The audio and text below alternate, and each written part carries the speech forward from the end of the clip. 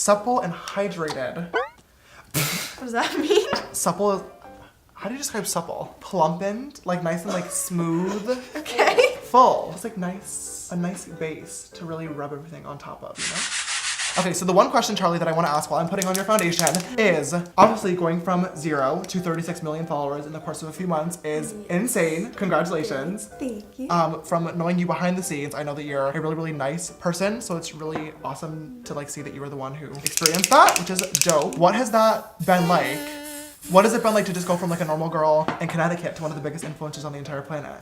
It's weird seeing how things change, you know? People, like some people will try and go live and try and like talk bad about me, trying to make me look like a person that I'm not, like in a bad way. So it's just weird seeing how people switch up or like people will say like, you cut me off or like you stopped talking to me, and I was like, we haven't been friends for like 4 years. Yeah. Or like they'll make us seem a lot closer than we were in real life. That's weird. But for the most part, like I know who I can trust, and like I have my best friend Gemma back home who like nothing's changed. Yeah. Nice. What about the positives? The positives are I'm getting to experience things that I wouldn't have been able to do if I didn't have this opportunity. One of my friends from school who went off to college was talking to me about how I had said a year and a half ago, I want to start YouTube, I really want to start YouTube, but I'm nervous because I don't know what people are going to say. And you're just like, I'm so proud of you. Sorry. I'm so proud of you because like you got to do it. And like this was when I had hit like 1.5 million subscribers on YouTube. And they were like, that's so crazy. Because you were so scared to do it. I got to meet all the people that I've been watching for years. Yeah. So Did you just point to me? yeah. Really? Wait, I don't even know that. Yeah. I had like my Apple TV in my room where like I'd have YouTube. Yeah. And I'd like watch your videos like before I went to sleep. What? Yeah, I love like makeup. Like I wish I was better at it. I used to do like all these cool things with like your palette. What the heck? I didn't even know that. Charli, that's so cool. So that's super cool. You kind of just like I did grew up like watching YouTube. Yeah. Would you say that like YouTube is kind of what got you like into social media in the first place? Like how did the whole like TikTok situation like start? All my friends were doing it. That's honestly how I got into it too. There was a time where everyone was making fun of TikTok. Yeah. Like, and I was too. But it was like, that's because like dancing wasn't as big on there. Like it was a lot more like. It was like comedy and like lip syncing. Yeah. When it was like musically, and then all my friends were doing it. They were like, Charli, learn these dances. And I was like, well, for what? And yeah. Like, TikTok. And I was like, oh, okay. They would have me learn the dances so I could teach it to them so they could do TikTok. And then I was like, I want to get one. Like, this seems like so much fun. I want to do it. And then it blew up very quickly, which was weird. And it was like probably like 15 videos in, which is like not. That's it? Yeah. What I love about the platform is that everybody has the opportunity to go viral. Yeah. And I think that like that's why I was talking about this earlier today. It's hard to like grow a following on a lot of social media platforms. Like Instagram, algorithms broken in a million different reasons. YouTube, very, very challenging because everyone wants to be a YouTuber. Twitter, people go viral all the time, but like just a viral post, once. And a viral post does not translate to like a viral Twitter account.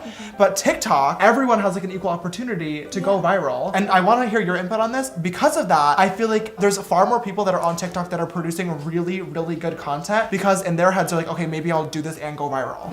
Yeah, and I mean, I get asked that question all the time. Like, did you want to be famous? I was like, well, yeah, of course. I always thought it was cool to like be a YouTuber and like do that stuff. But I had started TikTok like making funny videos with like my friends. Like it was really never meant to be something where it's like, oh, I'm gonna do this to get famous and then like figure my life out from there. Like it was such an accident. Like, I kind of love that though. Because all my friends were like, we're gonna get famous. I was like, oh, okay.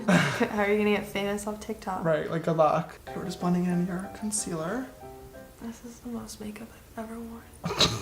And we're only 2 steps in. I used to do my own competition makeup, so I'm actually not as bad as you would think. So how long have you've been dancing since you were 5, you said? I've been dancing since I was 3. I've been competing since I was 5. So I obviously did a video with Abby Lee Miller this past year. I love dance moms. I love just like the world of dance. I'm not like super knowledgeable in it, but I've always found it very, very fascinating, and I have an immense amount of respect for dancers because I suck at it. Like, stop! No, I know, my dances are really, really bad, but I think like that's one of the reasons why TikTok is fun too, because you don't have to be like great at it to like have fun. Have to have fun. You just have to have fun, and that's all that matters. But I'm assuming you being a competitive dancer helped a lot in terms of like just TikTok and stuff. I mean, probably. I got to pick the dances really quickly, which helped. I've literally watched you watch somebody dance, watch it like once, and then sit there and record and do it right on the first try, which makes me want to like literally strangle you because it takes me at least 50 loops. So if you are still doing a competitive dance, obviously right now, like TikTok is, despite the fact you have 36 million followers, a new thing for you. Do you think that like competitive dance would be something that you would like want to do as like a full-time job, or what do you want to do for like a career right now? Like, where's your head at, girl? Right now, it's very difficult because I have so many opportunities being presented to me that I'm just trying to like try everything. Like, I just did something for voice acting for a movie. Oh my god, that's so cool. Turn it this way. And I actually really enjoyed it. Like, it was something that I didn't think I was going to like. Yeah. But I had a lot of fun with it. I would love to do something like that because I tried that a couple days ago and I loved it. Okay. It was just so much fun. Dance, I obviously want to keep up with dance and continue doing that in training and taking classes as much as I can. I don't know, I'm down to try everything. Okay. Put this in. Oh, how do you only do that with one nostril? Because I broke my nose earlier this year. And really? I've been waiting to get surgery for like, since August. Nice rhinoplasty? No, I just need to be able to breathe. So speaking of you getting a bunch of awesome opportunities, you've been everywhere the past few weeks, which has been really fun to watch. But like, what was the moment where you're like, okay, I've made it? Ooh, okay, so definitely J-Lo saying she like knows who I am and like her kids watch me all the time and like, ooh, what? Yeah. Her daughter, she like just came off performing at the Super Bowl and she was like so excited to meet me and I was like, are you joking? That's so cool. That's crazy. J-Lo was like your biggest role model, right? I remember you talking about that. Yeah. James Charles posted me on a Snapchat story. True, this did happen. Oh, he's a big one. When I met him, he was really rude, to be honest. Yeah, same. He drop kicked me in the He kicked me at playlist. He locked me out of his room. We were together almost the entire weekend. That is such a lie. I know. I kept getting lost. Well, that was your first time ever doing like a big event as well, right? Yeah, and I was only there for one day because then my flight got delayed. Right. How did you enjoy your experience of that? Like, it was terrifying. I was like, oh my god, there's so many people. And then I was like, no, it's fine. Like, they're not gonna come up to me. Like, no one cares about me. And then that's the most delusional sentence I've ever heard. I walked out and then there was like a bunch of people there and I was like, oh my god, wait, this is for me. Then I felt super cool. Do you do well with like crowds and stuff, or do you like meeting a lot of people? I love meeting people. I like meeting them in smaller groups for some reason because sometimes I'll feel overwhelmed. So I try to keep my calm as much as I can, but I also get a lot of anxiety when I'm around a lot of people. Yeah, and like, it can be really scary. And you know, what I've kind of noticed over the past few years, especially with me, because I used to be the same way. Like, I was always so concerned about whatever people would think.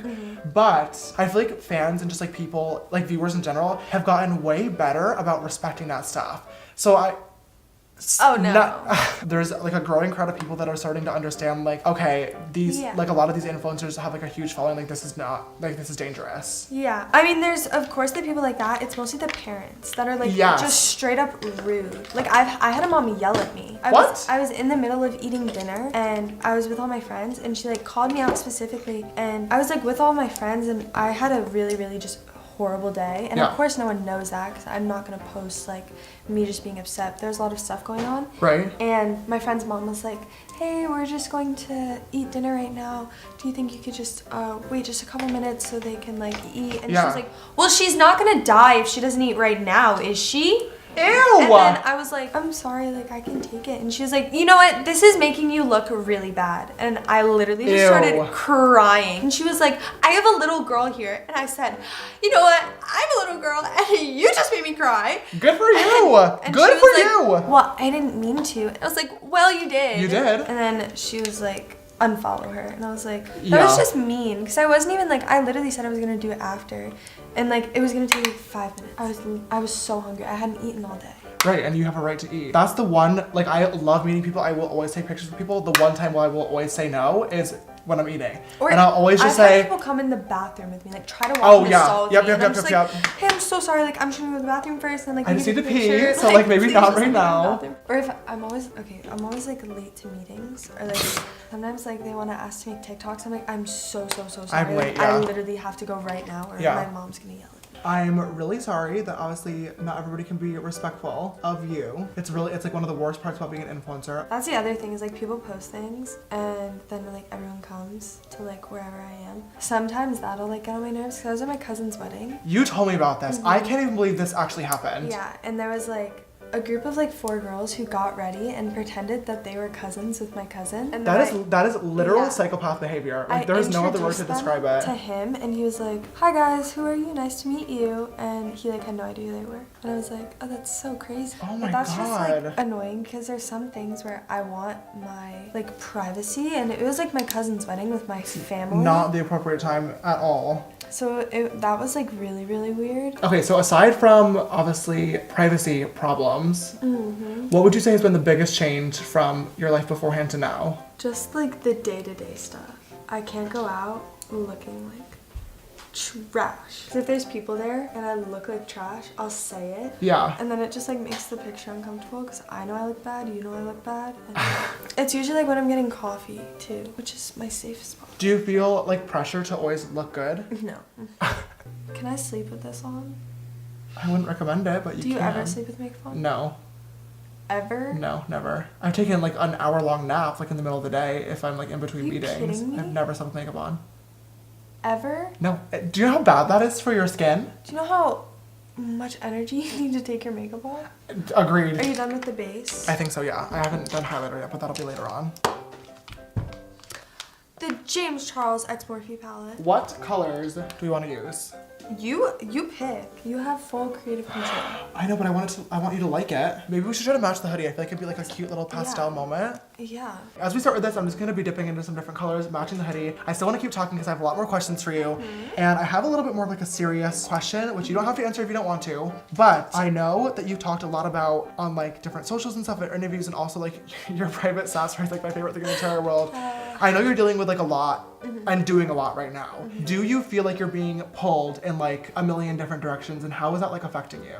Do you even want to talk about it? Yeah, no, Okay. I've actually never talked about this in the slightest before. At the beginning when this all started, I was very, very overwhelmed. Yeah. And I was still going to school and full-time, like going to a real school. Right, like as in public school. Yeah, I was traveling a lot. I always had something to do, and I felt like I just had no free time. And then as time started going on, I started doing online school, which was great. I love it so much. I mean, I was struggling because there were so many things I felt like I had to do, and I felt like I didn't have a really well put together schedule back then, and I just felt like I felt like everyone was yelling at me to like get stuff done. Yeah. And I was like, I don't know how to do it all because like I just feel like there's so many things that I have to do where my excuse for most things was like I had no idea. Right. I had stuff to do that I would know about, but I'm still obviously a teenager, and I would just forget or take a nap or get tired, or like I was really struggling with that. But now, especially with my family, we're a lot better on making sure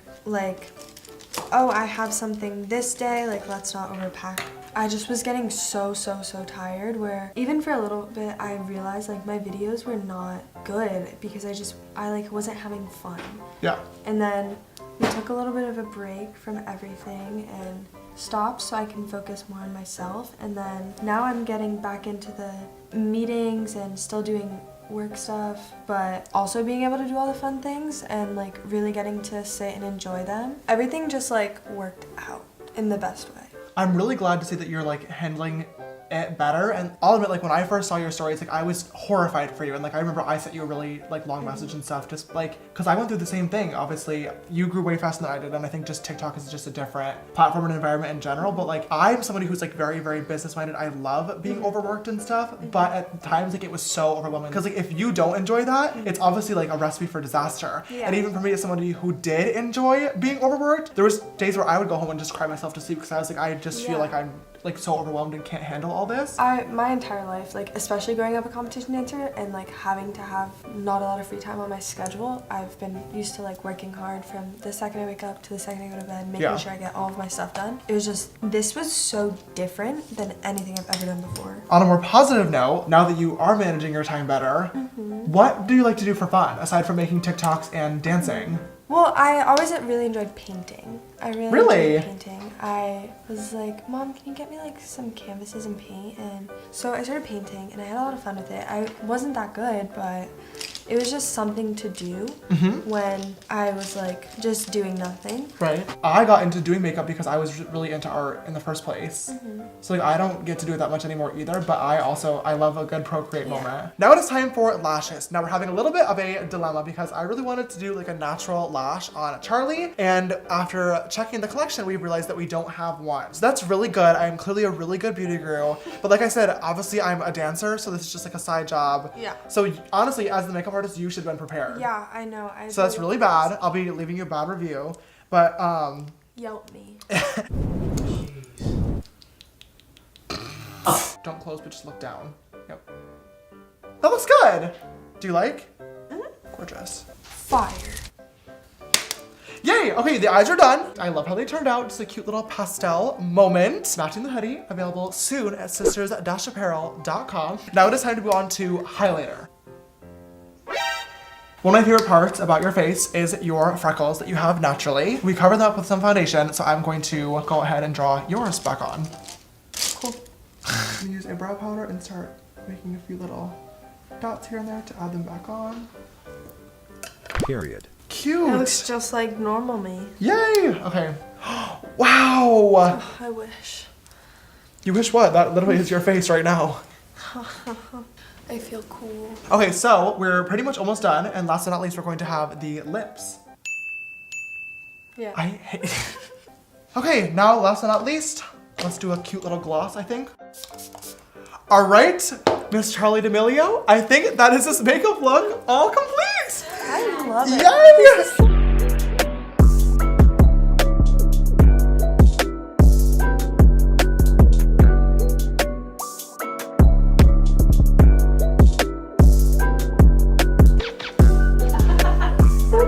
Do you like it? Yeah, it's like so different than anything that I've literally ever done ever. Well, you can come over for glam literally anytime. I am so glad that you were able to finally join us on the channel today. We've been talking about it for so long.